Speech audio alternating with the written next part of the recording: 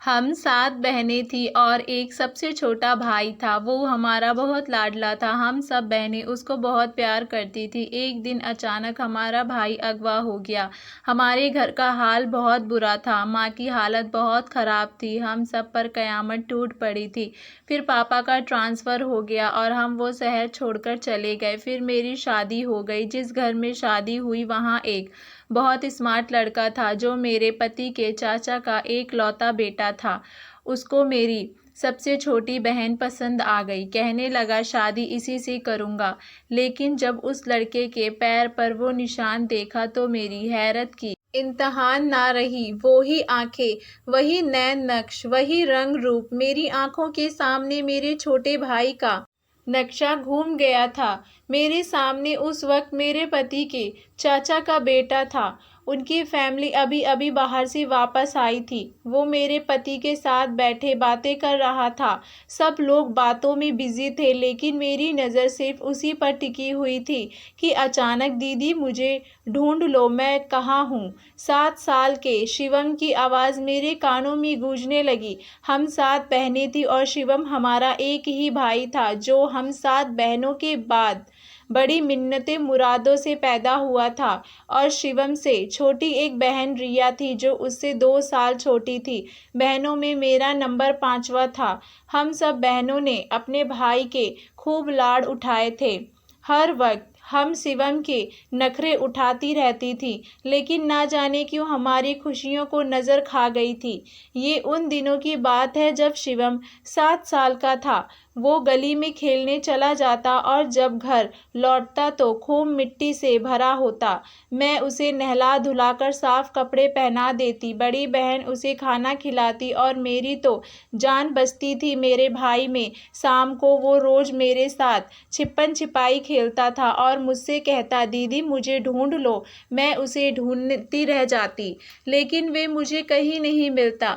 फिर जब मैं थक हार कर बैठ जाती तो मेरे सामने आकर खड़ा हो जाता और कहता दीदी मैं आ गया। उसके मासूम सुंदर से चेहरे पर मुझे जी भरकर प्यार आता था। मैं उसे अपने साथ गले लगाकर खींच लेती। दीदी एक गिलास पानी मिलेगा। सामने बैठे मेरे पति के चाचा के बेटे ने मुझसे पानी मांगने के लिए दीदी ही कहा। मुझे लगा मेरा साथ सगा भाई मेरे सामने आ गया हो। मैं उस 22 साल नौजवान को देखकर अभी शक ना करती लेकिन जो बात मेरे लिए हैरत करने वाली थी वो ये थी कि वो गोरी रंगत का था जबकि मेरे ससुराल वाले अपनी सांवली रंगत के लिए मशहूर थे।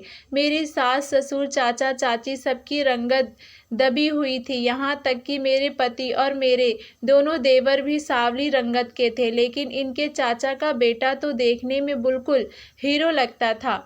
कोई देखे तो कह नहीं सकता था कि वे स्मार्ट सुंदर सा लड़का चाचा का बेटा है। मेरे पति का जब मेरे लिए रिश्ता आया तो मेरे बहनों को बस इन सब की रंगत पर ही आपत्ति थी क्योंकि हम सब बहनें गोरे रंगत और खूबसूरत नैन नक्श वाली थीं। लेकिन मयंक पढ़े लिखे और अच्छे पोस्ट पर थे। बेशक सांवली रंगत थी लेकिन ठीक ठाक दिखते थे, इसीलिए मुझे कोई आपत्ति नहीं थी। फिर वो आदत के भी बहुत अच्छे थे। मैं उनके साथ बहुत खुश थी। अगर इंसान का चरित्र और विचार अच्छा हो तो रंगत को क्या देखना। मैं बहुत खुश थी। इसके साथ ये बात हमारी माँ ने हमें बचपन से ही बताई थी। मैं उस लड़के के लिए पानी लेने किचन में जाने लगी लेकिन मेरे कदम उस वक्त रुक गए जब चाची ने अपने बेटे को शिवम कहकर पुकारा। कहने लगी शिवम बेटा पहले नहा धोकर फ्रेश हो जाओ फिर बातें करते रहना। मैं उस लड़के का नाम सुनते ही पलटी थी। शिवम शिवम तो मेरे भाई का नाम भी था जो अगर हमारे पास होता तो बिल्कुल ऐसे ही दिखता। 15 साल पहले हम सब कयामत ही टूट पड़ी थी जब एक दिन गली में खेलने गए तो लौटकर ही वापस ना आया। जब उसे काफ़ी देर हो गई तो मैं और मेरी बड़ी बहन उसे ढूंढने बाहर गली में चले गए लेकिन वो हमें कहीं नज़र ना आया।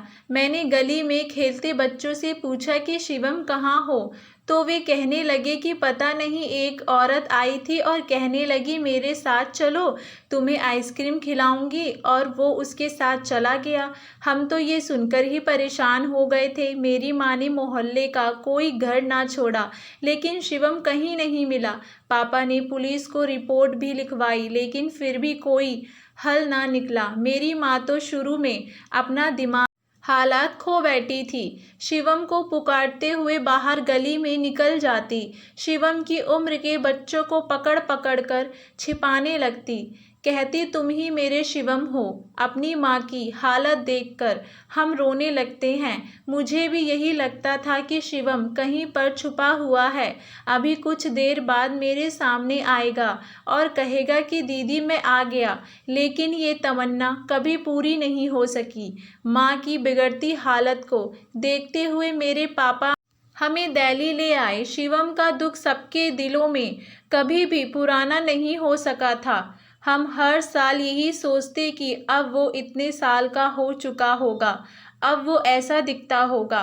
मुझे तो लगता था कि वो एक दिन दरवाज़ा खटखटाएगा और जब मैं दरवाज़ा खोलूँगी तो मेरा भाई मेरे सामने खड़ा होगा और कहेगा दीदी देखो मैं आ गया। कई आंसू मेरी आंखों से गिरे थे। मैं किचन में खड़ी थी, बाहर किसी बात पर सब हंस रहे थे और मैं पास्ट की सोचों से निकल आई। मैंने पानी उस लड़के को दिया और रात के खाने की तैयारी करने लगी। खाना पकाते हुए भी मेरे दिमाग पर वही एक लड़का सवार था जो मेरे सिले जख्मों को दीदी कहकर उधेड़ चुका था। मुझे अपने भाई की याद नए सिरे से आने लगी थी।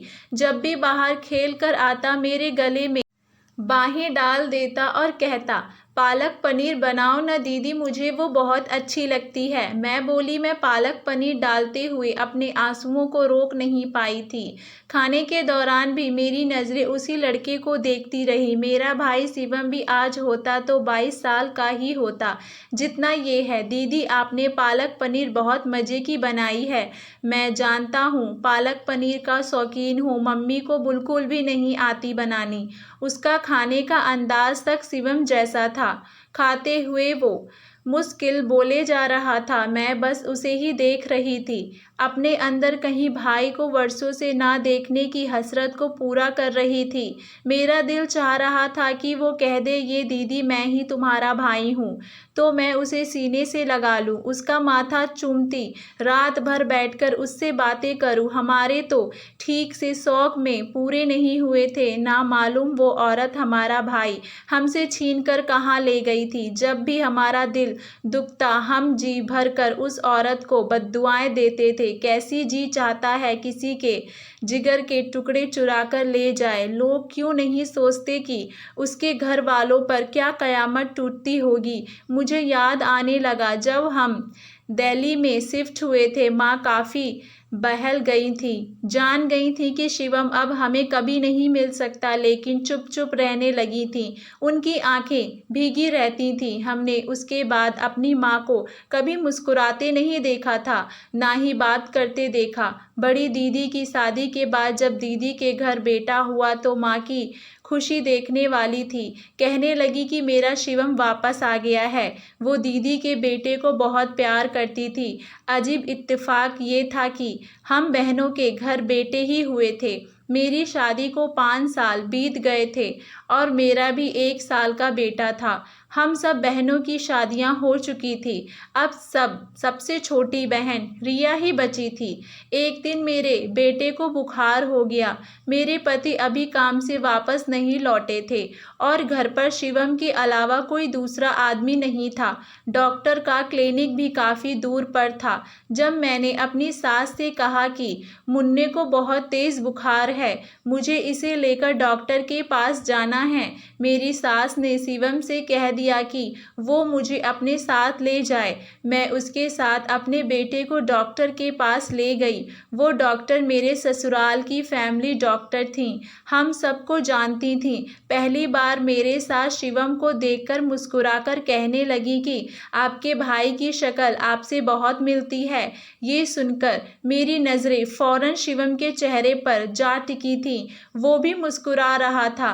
कहने लगा, जी हाँ, अब हम भाई बहन ही हैं, तो शक्ल तो मिलेगी ही। उसने शायद ये बात मजाक में कही थी, लेकिन मेरा दिल तो इस बात की गवाही दे रहा था कि तुम ही मेरे भाई हो। वापसी पर भी वो मुझे हंसते हुए ये कहता रहा कि दीदी, आप भी मेरी तरह खूबसूरत हैं, इसीलिए सबको देखकर धोखा होने लगता है कि हम भाई बहन हैं। खैर, आप मेरे लिए बड़ी बहन जैसी ही हैं। वो काफ़ी बातूनी किस्म का था। बहुत जल्द घुलने मिलने वाला उसका ज़्यादातर समय मेरे देवरों के साथ ही गुजरता था। एक बार तो कुछ ऐसा हुआ कि मेरे पैरों तले से ज़मीन निकल गई। मैं शिवम को नाश्ते के लिए बुलाने उसके कमरे में गई तो वो शायद नहाकर निकला था। पैंट शर्ट पहनने लगा था, लेकिन जब वो शर्ट के बटन बंद कर रहा था, उसकी गर्दन के पास निशान देखकर तो मेरे होश ही उड़ गए थे। मुझे होश तक नहीं था कि मेरा उसके कमरे में इस वक्त मौजूद होना गलत बात है। मुझे देखकर वो कुछ अटपटा सा गया। मैं उसके पास आई तो वे बुरी तरह से घबरा गया। हालांकि मैं यूं कभी अपने देवरों के कमरे में भी नहीं जाती थी, लेकिन वो मेरे लिए कुछ और ही दर्जा रखता था। मैं उसके वजूद में अपने खोए भाई को ढूंढ रही थी। कहने लगा, दीदी आप जाइए, मैं थोड़ी देर बाद आता हूँ। मुझे इस बात की परवाह तक नहीं थी कि वो मुझसे क्या कह रहा है। मैंने कहा, तुम्हारी गर्दन पर ये निशान कैसा है? क्या चोट लगी थी? वो कहने लगा, नहीं नहीं, ये तो शुरू से ही है, शायद पैदाइशी हो, मुझे याद नहीं है। मेरे बहते हुए आंसू देखकर वो कुछ हैरान सा हो गया था। मैंने कहा, मेरा छोटा भाई बिल्कुल तुम्हारे जैसा होता अगर वो बचपन में गायब ना होता।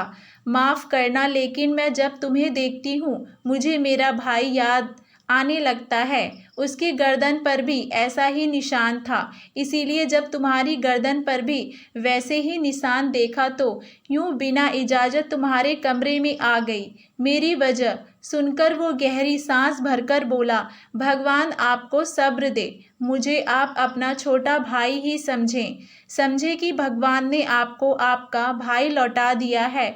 मेरे सर पर बड़े अपनेपन और प्यार से उसने किसी भाई की तरह हाथ रखकर कहा। फिर वो मेरा और भी ज़्यादा ध्यान रखने लगा। मुझे अब दीदी कहते हुए उसका मुंह ना थकता। यूं ही समय बीतता रहा, जब एक दिन मैंने कुछ सुन लिया जिसका मैंने सोचा भी नहीं था। एक बार अपनी सास के कमरे में मैं उन्हें चाय देने गई तो वे चाची से कह रही थी, सुनीता, शिवम तुम्हारा सगा बेटा बिल्कुल नहीं लगता। जवाब में चाची हंसकर कहने लगी, भाभी, मेरा घर औलाद जो नहीं थी और मुझे बेटे की बहुत ख्वाहिश भी थी, इसीलिए मैंने शिवम को अगवा किया था। बस हो गई आपकी तसल्ली, हर वक्त मुझे आप यही सुनाती रहती हैं। ये सुनकर तो मेरे हाथ से चाय का कप गिर गया और गिरते ही टूट गया। ये सुनकर ही मेरा सर बुरी तरह से चकरा रहा था। मेरी आंखों के सामने फिर से वही दृश्य घूमने लगा जब मुझे किसी बच्चे ने ये कहा था कि शिवम को एक औरत अपने साथ ले गई है। मैं वहीं बेहोश होकर गिर गई थी। जब मुझे होश आया तो मुझे मालूम हुआ कि मैं फिर से उम्मीद से हूँ। डॉक्टर ने मुझे बेड रेस्ट का मशवरा दिया। मुझे बच्चे की भी खुशी उस वक्त नहीं थी।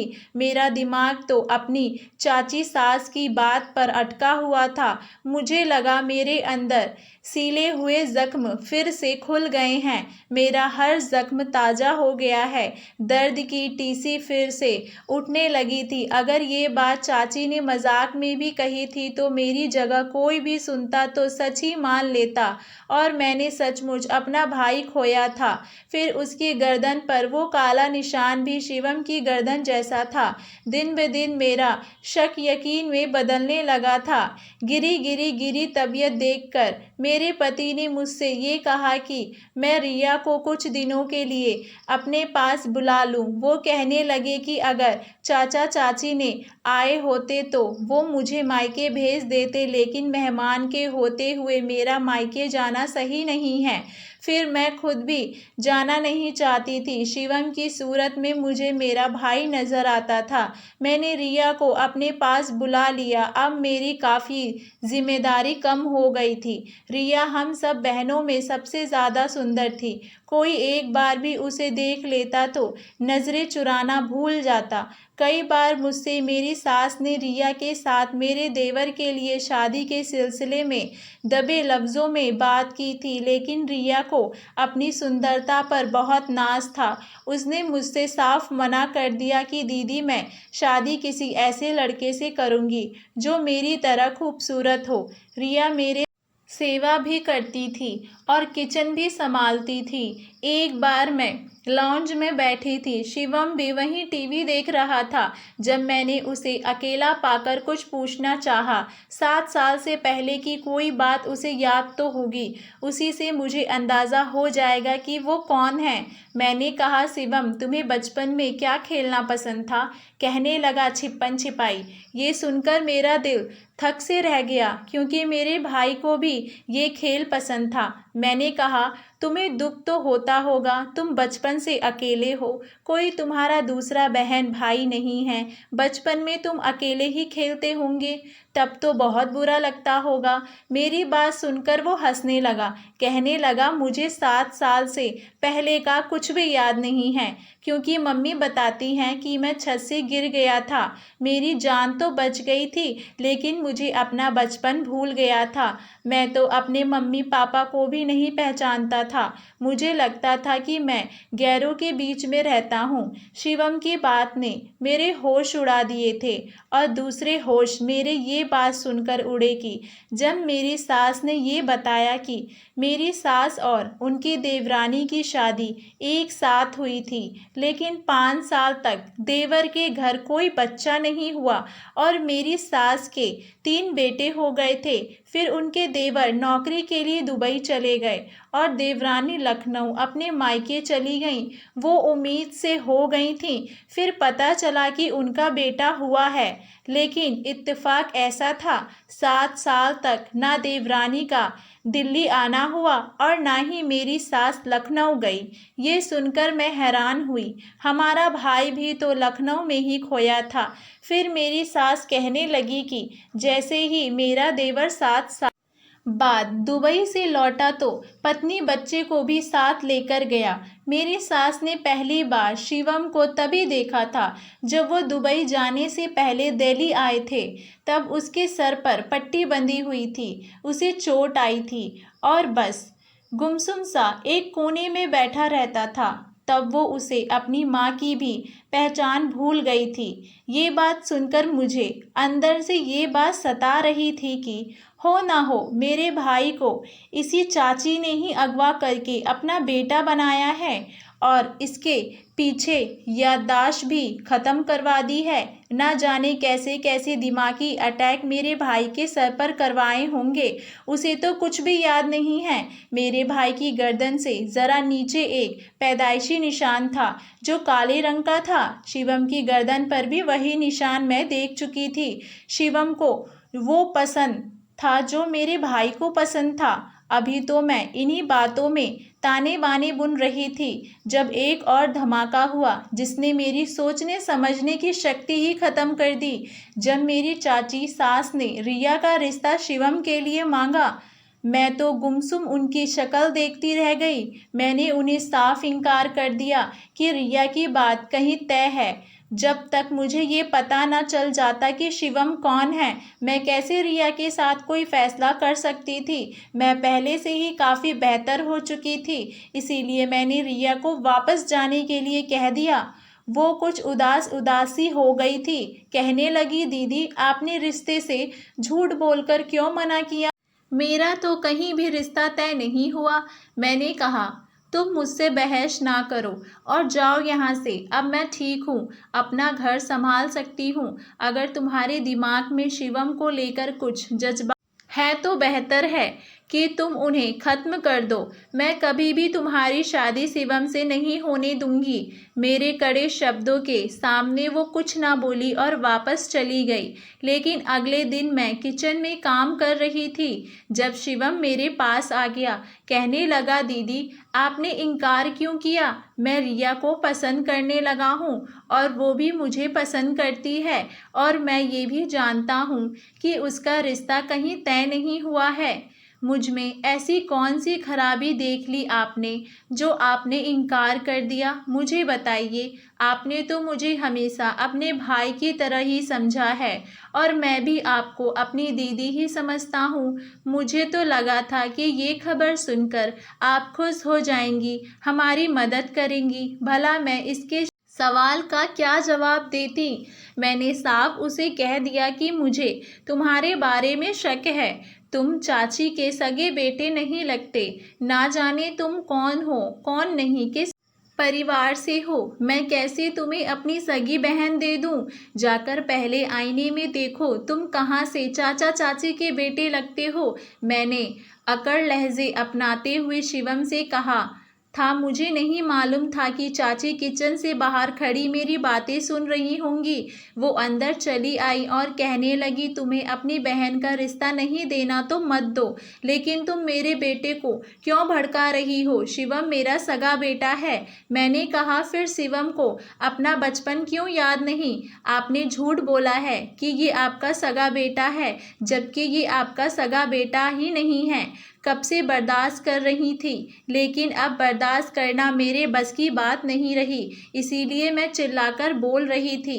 घर के दूसरे लोग भी जमा हो गए। मैंने उन लोगों से कहा, चाची ने शिवम को लखनऊ में अगवा किया था, ये मेरा सगा भाई है। मेरी बात सुनकर चाची रोने लगी, कहने लगी, तुम क्यों झूठ बोल रही हो? ये मेरा ही बेटा है। मैंने कहा, ये कहाँ से आपका बेटा लगता है? किसी भी अजनबी से पूछ ले, कोई नहीं मानेगा कि ये आपका बेटा है। हाँ, लेकिन अगर मुझे कोई शिवम के साथ देख ले तो सब इसे मेरा भाई समझेंगे। मैंने कहा, अगर चाची सच्ची हैं तो शिवम को क्यों अपना बचपन नहीं याद? उन्होंने झूठ बोला है सबसे और मेरे भाई को अगवा करके ना जाने कौन सी बिजली के झटके इसके दिमाग पर लगवाए हैं कि इसे अपनी पिछली जिंदगी भूल गया है। मैंने सारी निशानियां बताई तो सब लोग चुप हो गए। शिवम भी गुमसुम खड़ा था। मैंने कहा, अगर ये वाकई मेरा छोटा भाई शिवम है तो मैं कैसे इसके साथ अपनी बहन का रिश्ता कर सकती हूँ? अब सबकी शक भरी नजरें चाची पर थी। मेरे पति ने कहा कि हम शिवम का डीएनए करवाएंगे, लेकिन ये बात सुनते ही चाची गुस्से में आ गई। कहने लगी, नहीं, ये मेरा बेटा है। मैंने बड़ी मुश्किल से इसे हासिल किया है। मैं इसे वापस दुबई ले जाऊंगी। मुझे यहाँ नहीं रहना। वो शिवम के सीने से लग गईं। उनकी अजीब सी हरकतें सबकी नज़रों में उन्हें और भी मुजरिम बना गई थीं। लेकिन अगले कुछ दिनों बाद ही एक डीएनए की रिपोर्ट मेरे सामने पड़ी थी। शिवम चाची का बेटा नहीं था। मेरे पापा की रिपोर्ट भी मेरे पति ने दी थी। वो मेरा ही शिवम था, मेरा भाई। मेरे दिल उसे देखकर झूठी गवाही नहीं दे रहा था। उस समय मेरे घरवाले भी मौजूद थे। हम सब माँ बाप और बहनों की नज़रें शिवम पर थीं। 15 साल बाद हमारा भाई हमारे सामने था। हम सबकी आंखों से आंसू बह रहे थे। रो तो वो भी रहा था। सबसे पहले वो मेरी माँ के गले लगकर फूट फूट कर रोने लगा। मेरी माँ का ये हाल था कि वो पागलों की तरह शिवम को प्यार कर रही थी। कभी सीने से खींच लेती, कभी चूमने लगती। वो हिचकियों से रो रहा था। मेरी पापा की आंखों से भी आंसू बह रहे थे। शिवम सबसे मिला, फिर रिया के पास खड़ा हो गया। कहने लगा, भगवान जो करता है अच्छा करता है। अगर ये सच्चाई बाद में खुलती तो हम शायद एक दूसरे से नज़रें भी ना मिला पाते। रिया भी आंसू बहा रही थी। उसने रिया के सर पर हाथ रखा, फिर मेरे पास आया। कहने लगा, दीदी मैं आपका एहसान तो कभी नहीं भुला सकता। मैं उसके साथ लगकर रोने लगी। वो मुझे चुप कराने लगा। चाची नज़रें झुकाए बैठी थी। चाचा ने बड़े अकड़ लहजे से उनसे कहा कि वो सच बताए। चाची कहने लगी कि जिस मोहल्ले में हम रहते थे वहाँ उनकी बहन भी रहती थी। वो अक्सर उससे मिलने आती थी। वो सच में उम्मीद से हुई थी और उसका बेटा भी हुआ था, लेकिन 6 साल की उम्र का होकर वो मर गया। लेकिन ये बात उन्होंने सबसे छिपा ली। अपने मायके वालों से भी यही कहा कि ये बात उनके पति और ससुराल वालों को पता न चले, क्योंकि चाचा उसे दुबई जाने से पहले कह चुके थे कि अगर उन्हें बच्चा नहीं हुआ तो वो दूसरी शादी कर लेंगे, और अब वो फिर से बेऔलाद हो गई थी। गली में उनका बेटा शिवम के साथ अक्सर खेला करता था। जब भी वो अपनी बहन से मिलने आती तो शिवम को देखती रहती। जब उनका बेटा उसके पास नहीं रहा तो उन्होंने खुद गर्जी दिखाते हुए शिवम पर नज़र रखना शुरू कर दिया।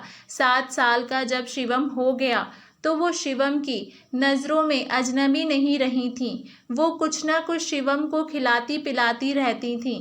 इसीलिए जब उनके पति ने वापसी हिंदुस्तान आने का कहा तो वे शिवम को बहलाकर ले गईं। फिर इलेक्ट्रॉनिक शॉट लगवाकर उसकी पिछली सारी ज़िंदगी उसके दिमाग से मिटा दी और यही कहा कि वो उसकी माँ है। लेकिन भगवान के कानून में जुल्म के अंजाम दुनिया में ही नज़र आने लगते